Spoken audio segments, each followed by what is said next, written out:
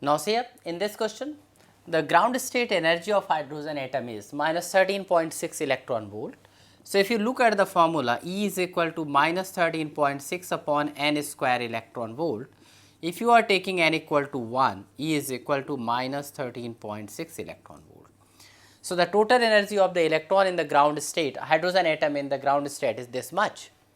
Now we have to find out what are the kinetic and potential energy of the electron in this state. You know, already we have derived the formula, the total energy of electron in an orbit and kinetic and potential energy. If you look at those formula, you will find kinetic energy is equal to negative of the total energy.